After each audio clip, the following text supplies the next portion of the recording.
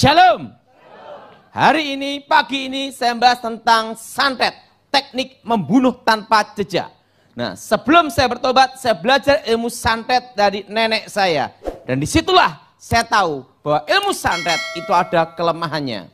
Sudah yang kasih dalam Tuhan, pada suatu kali, waktu itu saya diajak, itu sama seorang jenderal, mantan kasat. Waktu itu ngomong sama saya, Daud, ada apa? Yuk kamu jalan-jalan ikut sama saya. Kemana? Sekarang kita jalan-jalan ke Sulawesi. Kenapa? Karena di sana banyak ikan dan kepiting. Nah, kebetulan saya itu hobi kepiting. Dan gara-gara kepiting, trigliserid saya sampai 600. Nah, sekarang baru diet ngurangi kepiting. Nah waktu itu, wes kepiting mah udang mantep Daud, ikut aja sama kita. Oke. Nah, jenderal ini setelah pensiun ikut sebuah partai. Nah, dia orang penting di partai itu. Oke, saya datang. Sampai Sulawesi, saya makan coto Makassar. Waktu makan coto Makassar, tiba-tiba ngomong gini, Daud, ini calon gubernur dari partai saya, Pak Daud. Ini terkena ilmu hitam, ilmu santet. Yang bisa nangani ilmu hitam adalah orang yang belajar ilmu hitam. Ya, saya ngomong, saya bekas setan. Oke lah, saya tanganin. Nah, Pak Daud, dan ini Pak Haji, Pak Daud. Oh iya, gak apa-apa. Langsung jenderal telepon sama calon gubernurnya. Ini kawan saya, Daud Tony, ahli ilmu hitam, gitu loh. Tangani sama dia. Nah, saya datang ke tempatnya. Begitu saya datang ke tempatnya, nah istrinya salaman sama saya. Salamannya aja.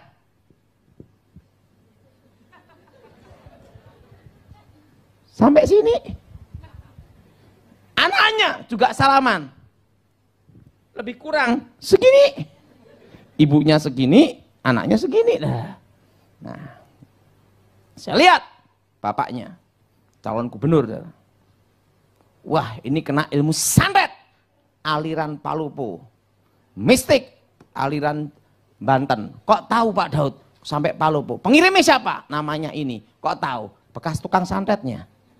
Jadi saya tahu gimana caranya kerja. Oh ya, gimana menurut Bapak Daud? Tenang aja, untung ketemu saya tanganin. Kalau enggak gimana? Seminggu paling pol mati. Ya jangan gitu Pak. Ya tenang aja, saya tanganin. Kita doa. Nah, kadang tuh orang perlu tahu kebenaran antara mati dan hidup. Karena apa? Begitu tahu mau mati, doanya pasti sungguh-sungguh, betul? Nah, langsung, Pak Daud, saya haji Pak Daud. Ya tahu, dia asli muslim, haji orisinil, bayangin ya. Nah oke, Pak Haji, Bu Haji, sama anaknya juga. Doa menurut agama Bapak. Bapak punya Quran, Bapak berdoa menurut agama Bapak. Sebut Allah Akbar. Pak Daud nyebut apa? Demi nama Yesus. Nah sekarang Ibu Haji, anak tumpang tangan ke Bapak. Bapak Ibu ngomong Allah Akbar. Dia langsung kayak kursi Pak Daud. Ya silahkan. Langsung Allah Akbar. Dalam nama Yesus. Allah Akbar. Dalam nama Yesus. Setannya keluar. Langsung sembuh. Begitu sembuh. Ibu Haji ngomong. Terima kasih Pak. Salamannya bukan gini.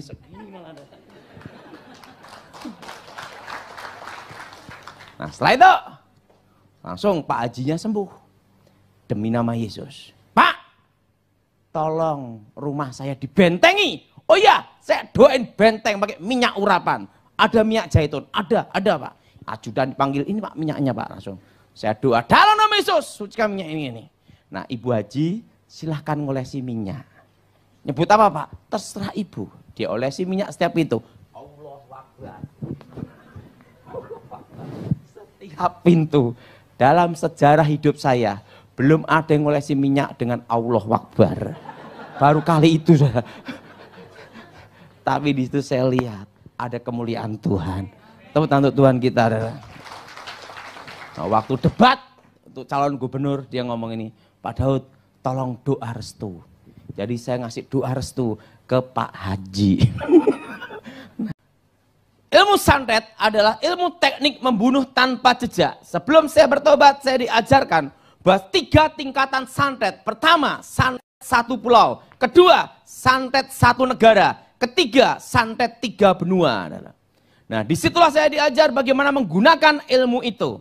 Setiap pengiriman ilmu santet itu pasti ada tanda bunyi. Tepat di atap rumah. Itu santet tingkat dasar. Apa saudara? Santet tingkat. Kalau orangnya di luar pulau, tidak kena. Karena itu santet satu pulau. Nyebrang laut.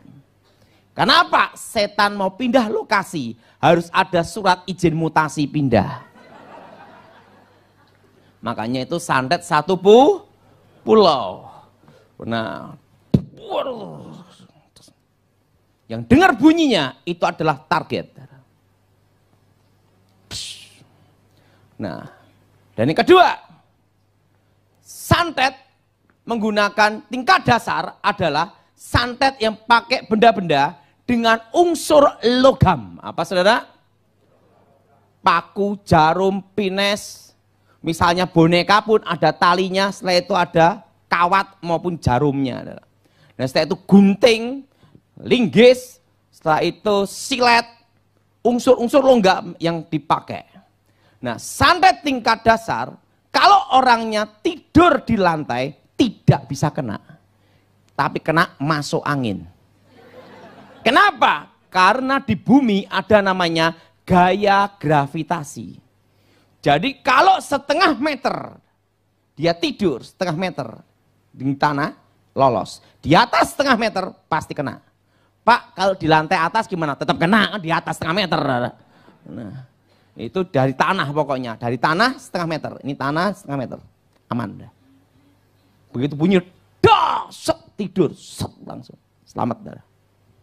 Kenapa? Ada gaya gravitasi. Dan santet itu menggunakan namanya radar suhu panas.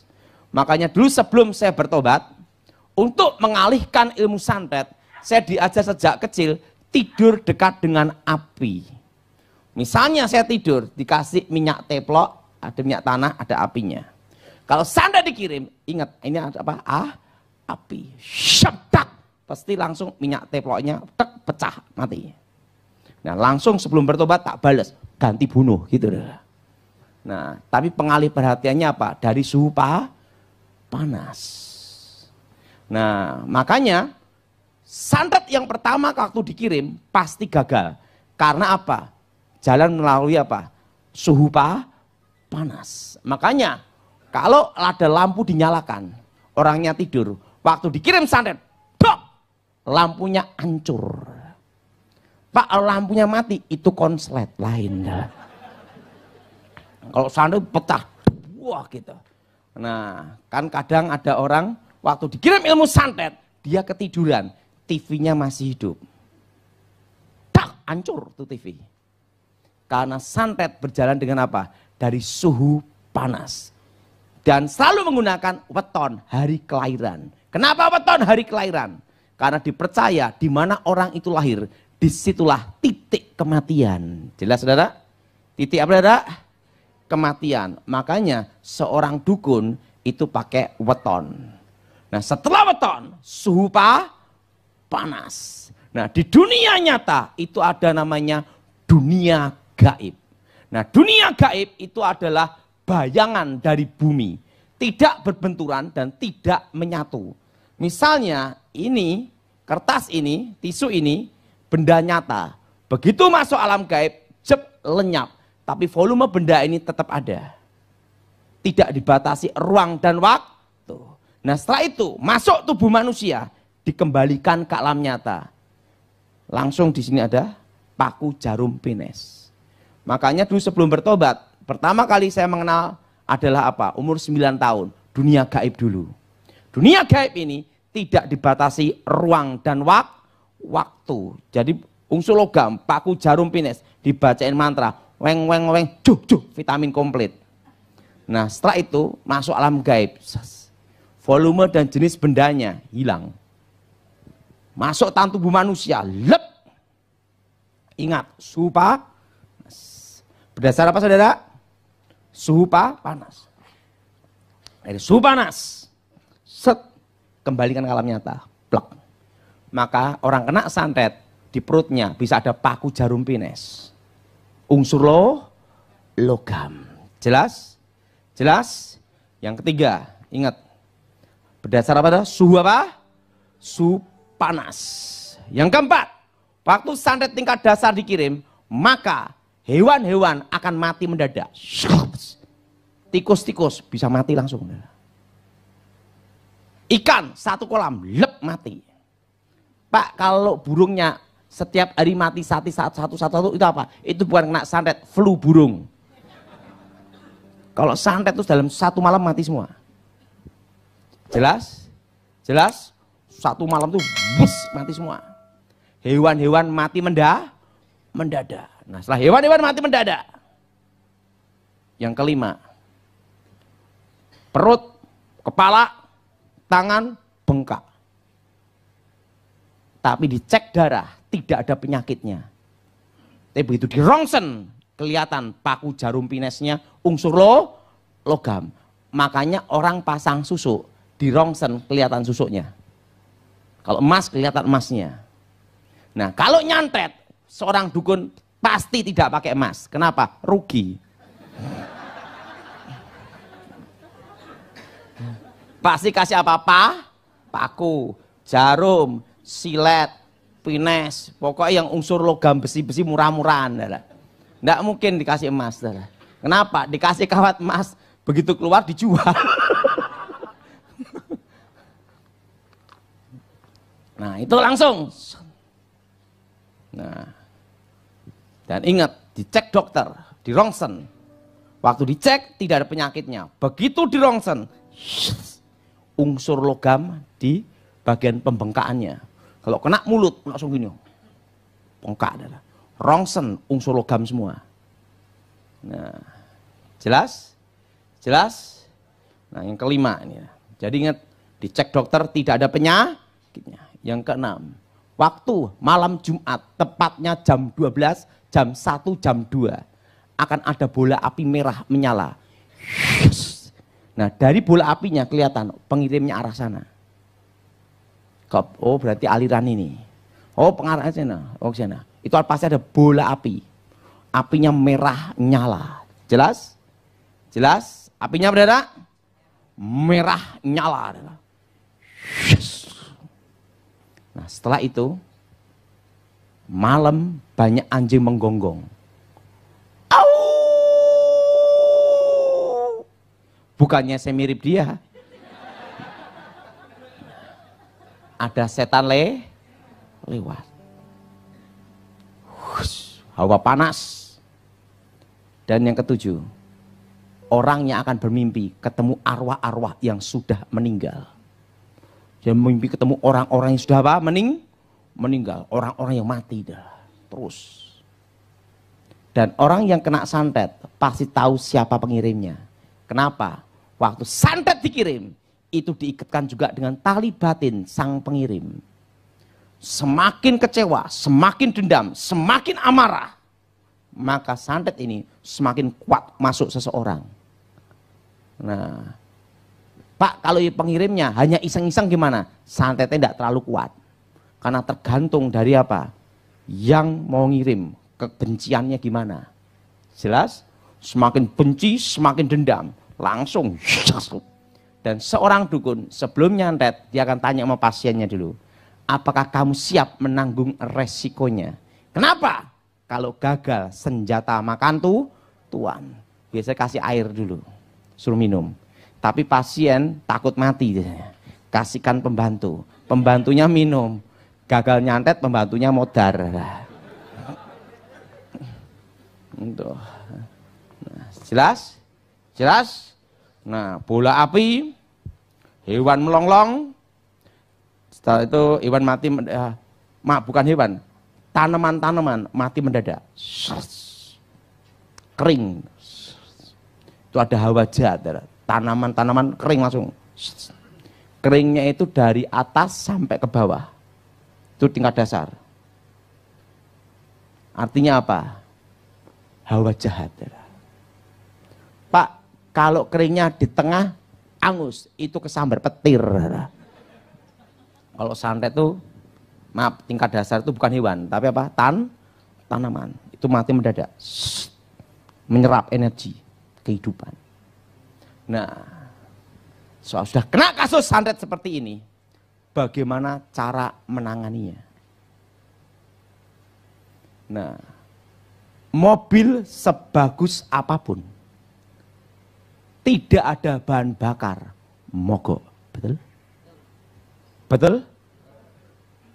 Ilmu santet itu mengambil energi dari kebencian, kepahitan, dendam, kesumat. Suatu kali ada seorang kepala geng Ambon minta tolong saya. Tiba-tiba di atap rumahnya, buar. Setelah letusan, pohon di depan rumahnya angus. Ingat, kalau santet itu angusnya dari atas ke bawah sampai akar. Dalam satu malam toh, kering. Dan tiba-tiba kepala geng ini langsung ketakutan. Setelah itu sakit. Antara mati, antara hidup dan mati. Di kebingungan sendiri. Waktu saya dipanggil datang, saya lihat, Bapak, ini ilmu santet. Santet dari mana? Tangerang, Banten. Kok tahu Pak Daud? Ini pasti pengirimnya dari aliran ini. Kok tahu Pak? Dari jenisnya. Semua bisa dikenal dari apa? Jenis ini, aliran ini, pasti ada jenisnya ini. Pak, bagaimana cara supaya saya sembuh? Kamu harus mengampuni orang yang menyantet kamu. Kenapa? Semakin engkau kecewa, semakin engkau dendam, semakin akar pahit. Maka kekuatan ilmu santet itu semakin mempercepat merenggut nyawa. Saya pasti ampuni Pak. Kenapa? Karena salah satu keluarga mereka saya bunuh gitu lah. Makanya keluarganya ngamuk Pak. Saya dikirim ini. Karena secara hukum saya tidak ada bukti. Saya main bersih Pak. Saya ngomong, kau harus bertobat. Kamu harus ampuni orang keluarganya yang nyantet kamu. Saya ampuni Pak. Oke, saya doain. Dalam nama Yesus. Orangnya gemuk hitam. Saya tumpang tangan dia, dia roboh. Saya ikut roboh. Kenapa? Berat banget ya. Saya suruh blek rame-rame roboh malah. Nah, dan kelemahan ilmu santet adalah yang kedua, waktu mimpi ketemu orang yang sudah mati, jangan percayai itu arwah mereka. Baru bisa lolos. Selama mempercayai itu arwah mereka, maka roh itu merenggut nyawa. Tapi kalau tidak mempercayai itu arwah mereka, lolos. Jelas? Jelas? Kalau orang kena santet tingkat dasar ini, asal dia menghadapi tanpa kebencian, tanpa kecewa, tanpa akar pahit, tanpa dendam, maka ilmu santet itu energinya hilang. Karena menyerap energi dari kepahitan, kebencian, dendam manusia. Jelas? Jelas? Maka ada iman, ada pengharapan, tapi yang terbesar adalah kasih. Nah, kalau orang yang bukan Kristen lakukan dua ini, dijamin dalam 6 maksimal 1 tahun pasti sembuh. Bukan Kristen tapi kalau kita orang Kristen ada kelebihan, yaitu kita punya kuasa dalam nama Yesus.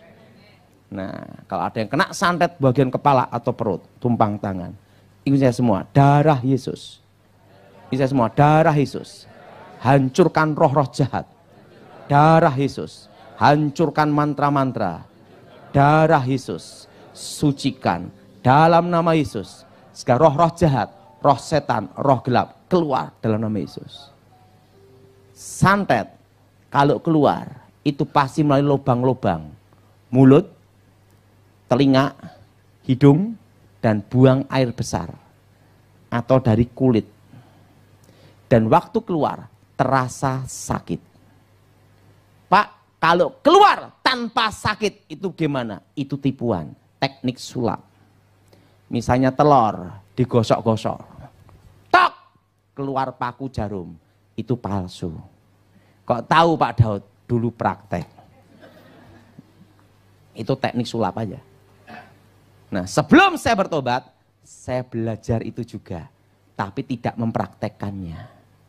Guru saya ngomong, waktu saya belum bertobat, ingat, sebagai ahli ilmu hitam, kamu jangan goblok. Harus tahu ilmu palsu juga. Karena di masyarakat 95% itu palsu. Jarang ada santet yang asli. Itu hanya 5%. Karena untuk memasukkan unsur logam ke dalam tubuh manusia harus ada kekuatan powerful yang penuh untuk masuk. Zep, gitu. Jelas? Dan tidak semua dukun punya kemampuan itu. Makanya seorang dukun karena belum tentu punya kemampuan itu, maka menggunakan teknik tipuan. Telur digosok. Nanti dukunnya pegang-pegang gini, plek, keluar kerikil, keluar keris, keluar tombak, keluar unsur logam. Itu palsu. Apalagi dukunnya gini, pegang gini, keluar kemenyan, jarum, palsu, 1000%. Kok tahu? Praktek. Nah, jelas? Jelas? Nah, kalau dukunnya ngomong gini, nanti kamu ke rumah nanti ada sesuatu di bantal. Begitu pulang ke rumah, bantal dibuka, ada boneka kawat jarum. Itu palsu juga. Yaitu apa? Bantuan jin. Jin disuruh datang ke sana, bawa boneka itu, tapi boneka dari dukunnya sendiri. Untuk ditaruh di sekitar rumah atau di dalam tanah. Kenapa dukunnya lakukan itu, minta bantuan jin? Karena tidak semua dukun punya kemampuan untuk memasukkan unsur logam ke dalam tubuh. Jelas? Jelas? Nah, yang ketawa-ketawa berarti pernah ketipu. Jelas?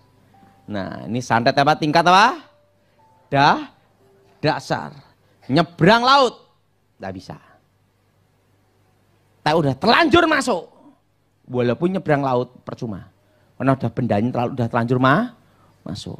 Biasanya kalau benda itu dari alam gaib masuk ke alam gaib, keluar juga masuk alam gaib lagi. Waktu didoain dalam nama Yesus, hilang. Langsung kempes. Normal. Kalau kita orang Kristen punya kuasa demi nama Tuhan Yesus. Dan ingat, santet tingkat dasar ini punya kelemahan. Apa Dara? Gravitasi bumi. Dan suhu apa? Panas. Makanya untuk mengecoh santet, itu sebelum saya bertobat, itu ada namanya api, tidur dekat api. Atau lampu diterangin. Supaya apa? Salah saran. Tapi listrik mahal, betul? Begitu ada unsur api, itu santet sejago apapun, pertama kali dikirim pasti gagal. Karena menentukan apa? Target. Biasanya gagal dulu. Nah, gagalnya apa? Terkecoh oleh suhu panas. Nah, makanya kalau dia tidur, kan terutama dikirim santet itu malam, ya. Lampunya terang semua, panas semua. Ya. Wah, itu susah lagi nyantetnya. Ya. Kenapa? Untuk mendeteksi suhu panas. Biasanya seorang dukun itu menggunakan apa? Weton, setelah itu benda pengenal. Benda pengenalnya apa? Bekas baju.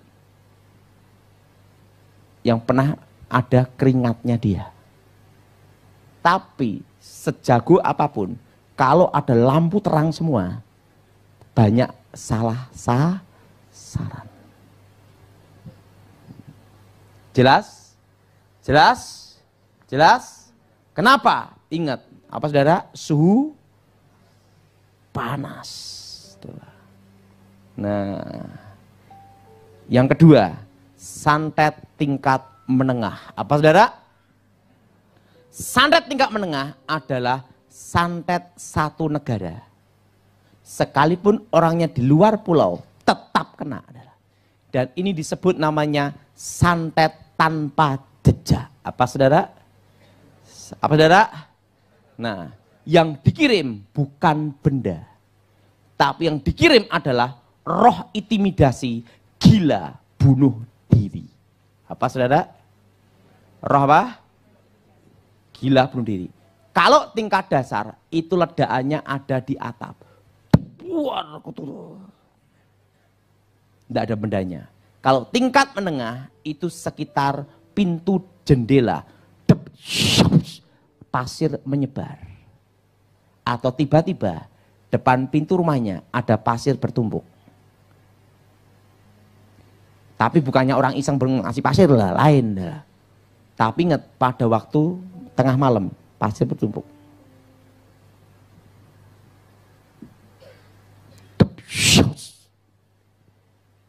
Dan yang kedua, hewan-hewan mati mendadak.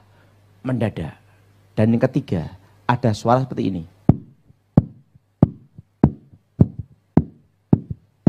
Sekitar rumah, tengah malam, itu rohnya jalan. Untuk cari apa? Target. Dan yang keempat, keluar apa yang ditakuti. Dia takut kecoa. Di seluruh rumahnya keluar kecoa semua. Kalau yang bersangkutan takut kelabang, maka di rumahnya keluar kelabang semua. Dan kalau dia takut kalajengking, maka di rumahnya akan keluar semua unsur kalajengking.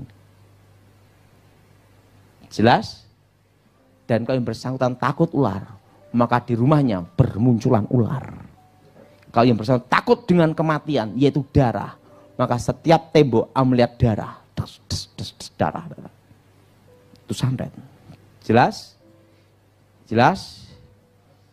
Dan yang bersangkutan akan melihat dan mendengar apa yang ditakutin. Jadi telinganya kayak ada suara-suara. Sana itu langsung dia ngelihat roh-roh itu.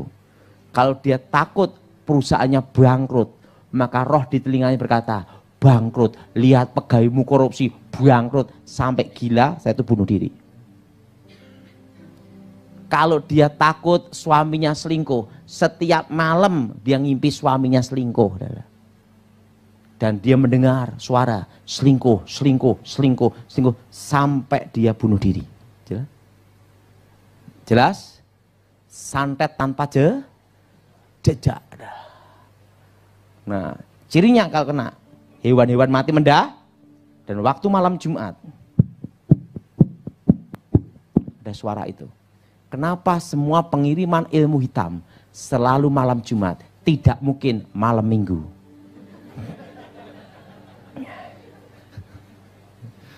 Tidak mungkin. Yang disebut Sabat Yahudi, hari ke-7 itu hari Sabtu. Hari Minggu itu hari pertama. Kenapa kita orang Kristen hari Minggu? Hari Minggu hari kebangkitan Tuhan, kemenangan. Tapi yang disebut Sabat Yahudi, hari ke-7 itu hari Sabtu. Berarti hari yang ke-6 itu hari apa? Jumat. Dan ingat, hari yang ke-6 Tuhan menciptakan manusia segambar, serupa dengan Tuhan. Amin. Ngomong sama sebelahnya, kamu bukan monyet. Ingat itu. Amin. Siapa yang merasa dirinya bukan monyet, angkat tangan. Siapa yang merasa setengah, kacau. Nah. Segambar apa, saudara? Segambar seru. Dan hari yang ke-6 pula, Tuhan memberkati. Amin. Dan berfirman, beranak cuculah, kuasailah bumi. Amin. Lawan dari Tuhan adalah setan. Hari yang ke-6, Tuhan memberkati ciptaannya. Hari ke-6 pula, setan menggunakan untuk mengikat perjanjian manusia dengan kutukan. Untuk menghancurkan umat manusia. Makanya ritual kuasa gelap di Asia, Eropa, seluruh dunia, hari yang ke-6. Maka antikris 666. Betul? Angka manusia. Ingat, lawan dari Tuhan adalah setan. Hari yang ke-6 Tuhan memberkati manusia. Hari yang ke-6 pula setan mengutuk manusia. Makanya ritual ilmu hitam seluruh dunia hari apa? Jumat. Tidak mungkin hari Senin. Dan orang ngirim santet pasti tengah malam. Tidak mungkin siang-siang bolong. Kenapa? Di dalam dunia gaib, kalau di dunia nyata ini siang, di dunia gaib itu malam. Kalau di dunia gaib itu malam, di dunia nyata itu siang. Kalau di dunia nyata itu malam, di dunia gaib adalah siang. Makanya dukun itu prakteknya siang.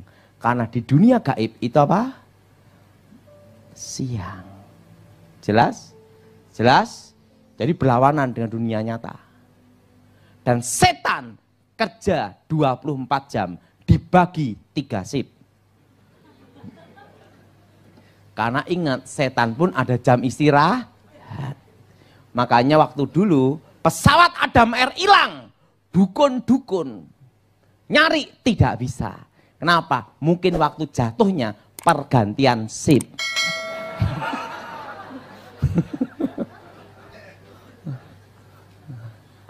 Jelas? Nah, bagaimana cara menangani kalau orang kena santet tingkat menengah? Kan yang diserang adalah roh intimidasi gila bunuh diri, yang diserang adalah jiwanya. Apa saudara? Jiwa. Nah, hampir mirip orang yang kena narkoba sakau, habis sabu-sabu busa-busa. Tapi ingat, kalau narkoba tidak mempengaruhi, hewan-hewan mati mendadak. Jelas? Dan tidak ada pasir yang menyebar. Dan setiap malam Jumat ada bunyi. Itu dengar. Dek, dek, dek, dek, dek, dek, dek, dek, dek. Dan tiba-tiba apa yang ditakuti bermunculan. Dan dia yang bersangkutan akan apa? Akan melihat mimpi ketemu orang yang sudah mati terus. Seluruh keluarganya. Namanya roh maut. Apa saudara? Nah, satu kali ada calon anggota DPR RI.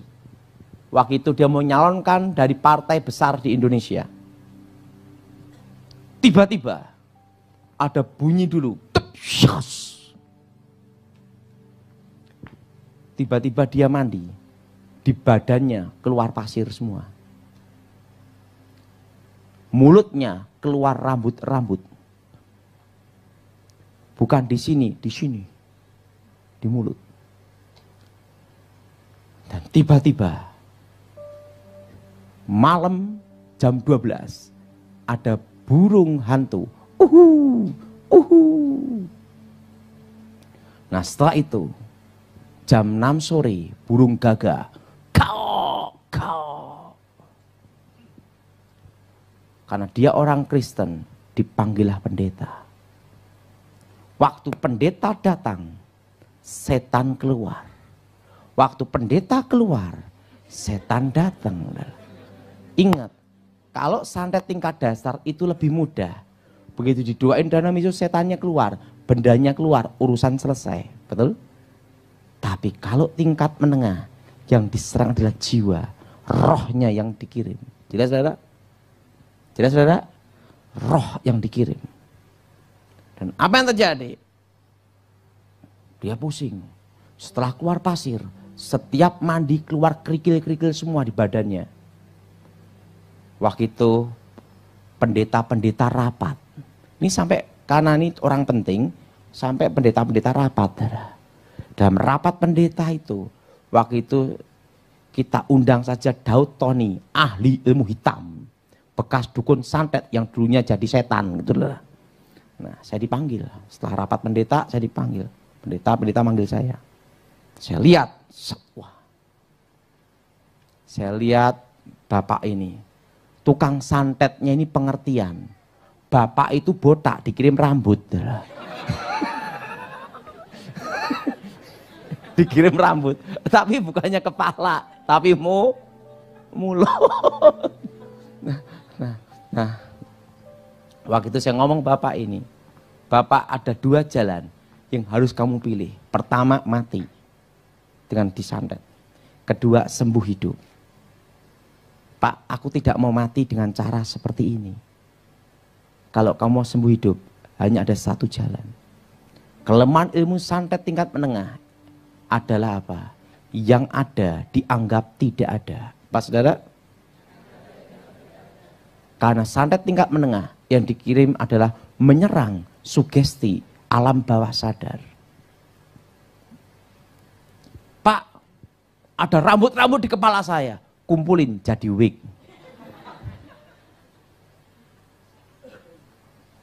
Ini ada pasir-pasir kerikil di badan saya Pak. Gimana Pak? Kasih semen jadi beton. Betul? Bikin pagar rumah. Ada burung gagak. Kau, tembak dor goreng. Kenapa? Waktu hewan itu mati. Des, itu jiwa dukunnya. KO juga. Kan itu lambang dari nyawa dukunnya. Ada burung hantu. Tangkap. Perangkap. Setelah itu apa? Terserah mbok goreng atau diapain. Kan itu kiriman jiwa dari dukunnya. Dan anggap tidak ada. Yang ada dianggap tidak ada. Cuekin. Alihkan perhatian. Sekarang alihkan perhatian, kamu fokus bisnis. Atau fokus kampanye. Alihkan. Kenapa? Karena roh itu akan mengirim kamu, menggiring, memfokuskan supaya kamu terfokus ke suara itu. Dan jenis ini harus dilawan sendiri. Pendeta tidak bisa nolong 100%. Karena pendeta tidak bisa nungguin 24 jam. Betul? Karena sewaktu-waktu roh ini datang. Jadi engkau harus melawan sendiri. Di dalam nama Tuhan Yesus. Waktu roh itu datang. Dalam nama Yesus. Firman itulah yang baca Alkitab. Alihkan perhatian. Kalau lakukan ini 6 bulan 1 tahun. Sembuh total. Tapi kalau kamu lakukan benar-benar 3 bulan mati sembuh. Kenapa perlu waktu agak lama? Beda dengan tingkat dasar. Doa selesai. Beda. Karena roh ini dikirim. Jangkanya 1000 hari. Setelah pengiriman. Jelas? Jadi ada apa? Begitu gagal, senjata makan tuan. Mati. Jelas? Jelas? Nah, jadi kalau saudara punya keluarga, punya adik atau punya kakak, tiba-tiba ada suara di telinga, keluar apa yang ditakutin, darah di tembok-tembok, plek-plek. Itu kalau mati, kalau dia tahu kalajengking, mulutnya keluar kalajengking semua. Kalau dia takut cacing, maka di waktu mati, mulutnya keluar cacing semua. Kelemahannya adalah pada waktu yang ada, dianggap tidak ada. Jelas? Jelas? Jangan dipercayai keberadaannya. Alihkan fokuskan ke tempat lain. Pasti sembuh. Kalau kita orang Kristen, ada kuasa dalam nama Tuhan Yesus. Ini santet apa? Satu negara. Jelas? Jelas? Dia sudah punya keluarga yang kena, ingat. Alihkan perhatian supaya tidak fokus ke situ. Dan jangan percayai keberadaannya. Karena akan diserang dari sugesti dari alam bawah sadar. Kalau dia bisa melawan sisi sugesti dan alam bawah sadarnya, pasti sembuh. Kenapa perlu waktu 3 bulan, 6 bulan, sampai 1 tahun? Karena ingat, jangka pengiriman itu 1000 hari. Pasti dia ngirim terus. Kalau tingkat dasar itu 40 hari. Target. Jelas? Jelas? Nah, ini. Nah, sekarang yang ketiga, tingkat tertinggi. Apa saudara? Nah, tingkat tertinggi adalah santet pusaka atau santet ngerogo sukmo. Apa saudara? Nah, itu kalau pusaka itu pakai keris atau mimis kumbang, bentuknya kayak peluru, atau patrem, atau senjata unsur logam. Mantra dibacain, target gini kan. Itu langsung bendanya meluncur, langsung. Itu kayak kilatan petir, langsung. Itu walaupun di Arab mati. Shock, yang diserang apa? Jantung. Dada kelihatan utuh, jantung jebol. Dan yang bersangkutan hanya punya hidup 5 menit. Pak, bagian nangani, ya udah mati gimana nangani? Susah. Kalau kena kepala, shut. Kepala tengkorak utuh, dalam otak jebol. Jelas? Jelas? Yang bisa mengalahkan santet tingkat tinggi hanya orang yang percaya Tuhan Yesus, hidup dalam Tuhan. Baru lolos. Ingat, waktu Pak Harto mau diadili seorang jaksa agung. Jaksa agungnya ke luar negeri, ke Arab. Shut! Kirim, tek, tinggal mayat. Jantung.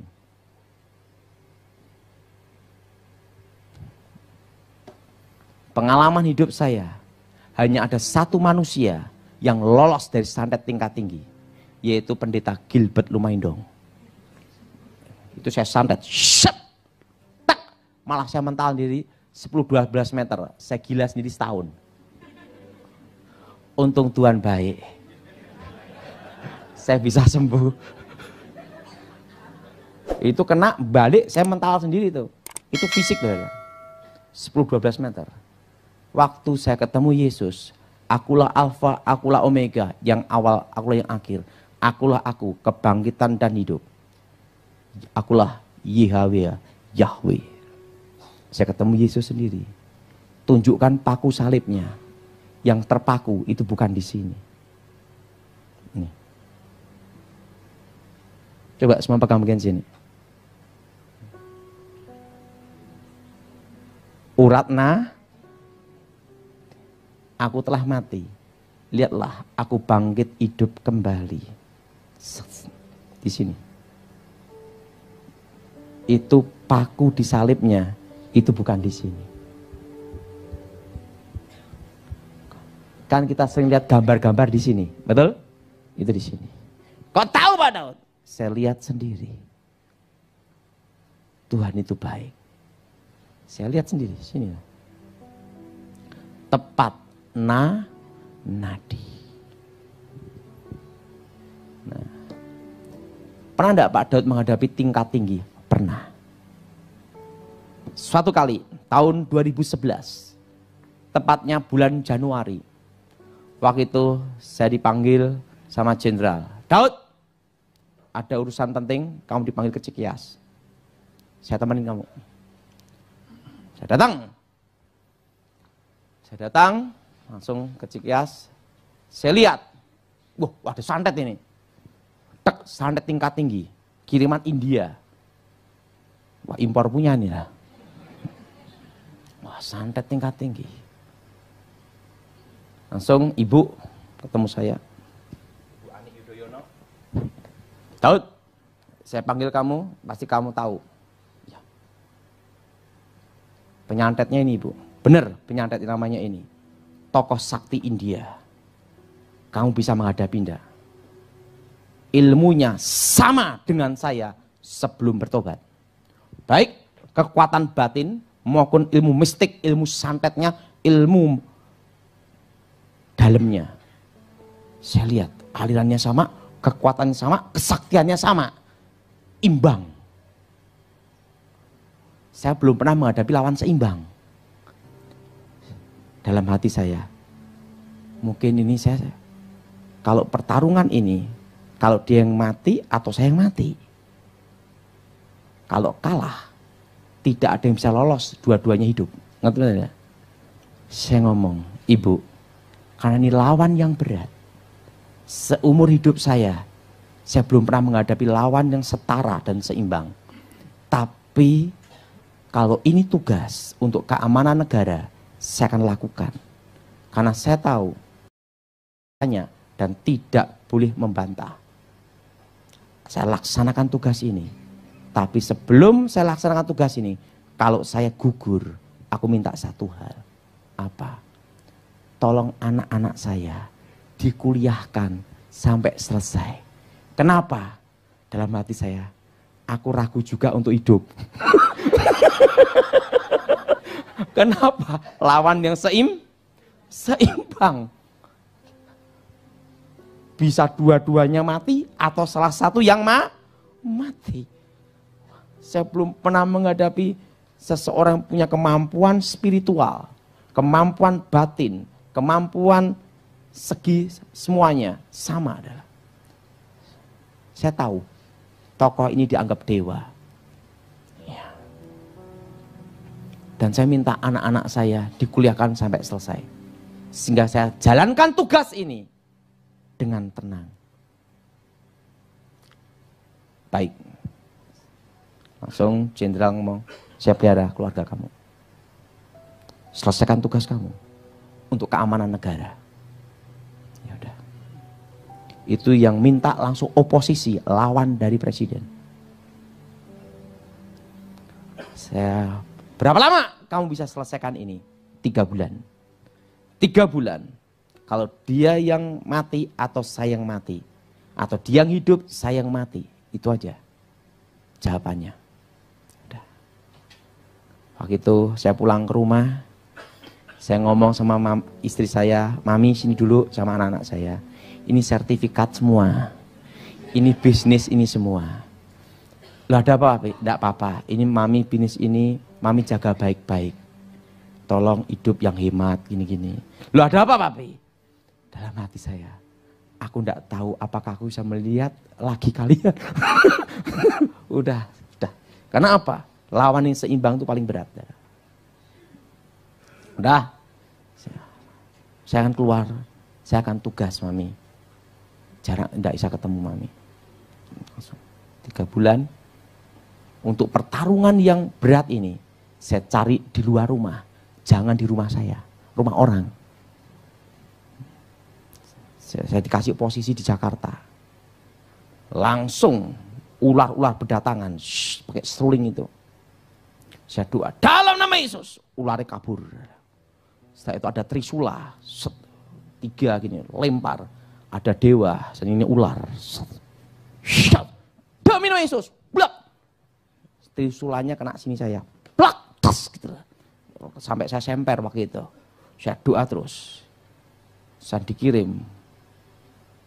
Dewa bertangan banyak. Keluar. Kaca-kaca hancur lebur. Untung bukan rumah saya. Waktu itu saya doa. Dalam nama Yesus. Des. Lawan mati. Kalau lawan mati saya tahu dah. Terasa. Des. Putus nyawa. Selesai tugas. Jenderal siap. Tolong dicek di India. Target selesai. Mati dah. Beres. Saya dipanggil. Tahu enggak lawan saya waktu itu apa? 2011. Selesai. Selesai. Target selesai. Nah, setelah itu, jenderal ngomong, dukun besar aja mati, apalagi dukun-dukun kecil. Nah, izin jenderal, saya tidak selamanya hidup seperti ini terus. 2014. Siapapun presidennya, saya tidak akan jaga lagi. Kenapa Daud? Udahlah, saya cukup mengabdi untuk negara 10 tahun. Dalam hati saya, nanti kalau saya punya lawan seperti itu lagi berulang-ulang gimana? Betul? Betul? Berulang-ulang ketemu lawan seperti itu ya pusing juga, betul? Nah, tahu enggak? Kemarin berapa minggu yang lalu ada pengusaha, salah satu orang terkaya di Indonesia dan di Asia. Nomor berapa pokoknya, dia ketemu saya. Daud, dia yang selama 10 tahun yang bantu saya waktu pengamanan presiden dulu untuk saya operasi keliling jaga itu. Daud, 10 tahun kamu menjaga presiden. 10 tahun kamu mengabdi untuk negara. Sekarang sudah waktunya aku memberitahu kamu. Daud, mau enggak kamu jadi gembala? Kamu tunjuk gedungnya, saya beli. Tinggal kamu tunjuk aja. Kamu pilih mana? Kamu dirikan gereja. Kamu jadi gembala, jadi pemimpin umat. saya kasih semuanya. Sponsor, hari ini, bukan janji, hari ini saya tulis, beli gedungnya langsung. Surat semua izin saya urusin. Bapak, saya bukan panggilan jadi gembala. Saya tidak akan dirikan gereja. Kenapa Daud? Karena tangan saya penuh dengan dosa dan penuh dengan darah. Saya tahu diri Bapak. Saya tidak akan jadi gembala dan tidak akan mendirikan gereja. Loh kenapa Daud? Saya terlalu banyak berdosa. Kalau Tuhan masih beri kesempatan saya untuk memperbaiki hidup saya, itu sudah bagus. Benar, ini hari ini loh Daud, langsung saya tanda tangan ini. Cek. Gedung mana? Lunas. Saya ingin hidup tenang. Saya ingin melayani Tuhan. Apa gini? Kamu ingin apa? Coba, tidak mau saya. Biar saya cepat seperti ini. Tetap melayani keliling-keliling di tempatnya Pak Irman.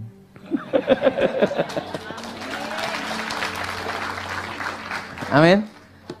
Saya tidak mau. Karena waktu Yesus nemuin saya, dia berkata, Daud, kamu tidak boleh jadi gembala. Karena engkau kupanggil untuk memberitakan Injil. Waktu saya bertobat, saya ketemu Yesus sendiri. Saya tahu panggilan hidup saya. Tidak mau jadi gembala. Dan waktu itu saudara, ini pengusaha, salah satu orang terkaya di Asia. Kamu tinggal ngomong, tinggal tulis. Kamu apa? Kamu mau bisnis apapun saya bantu. Saya tidak mau. Saya diberi kesempatan. Kalau saya bisa kembali ke masa lalu, saya akan memperbaiki masa lalu. Tapi saya tidak mungkin kembali ke masa lalu. Gitu. Saya hidup untuk sekarang dan masa depan. Jadi lebih baik ya saya memperbaiki hidup saya. Untuk menebus kesalahan di masa lalu saya tidak bisa. Hanya Tuhan yang bisa ampuni. Tapi setidaknya Bapak mengurangi dosa itu tidak bisa. Tapi bisa memperbaiki. Yang bisa mengampuni dan menghapus dosanya Tuhan. Saudara, satu hal. Selama kita ada kesempatan untuk berbuat baik, lakukan. Karena ada waktunya kita tidak ada kesempatan lagi. Betul? Nah, itu saudara. Jadi kalau saudara menghadapi santet seperti ini, ingat, lawan, jangan takut. Amin. Dalam nama Tuhan.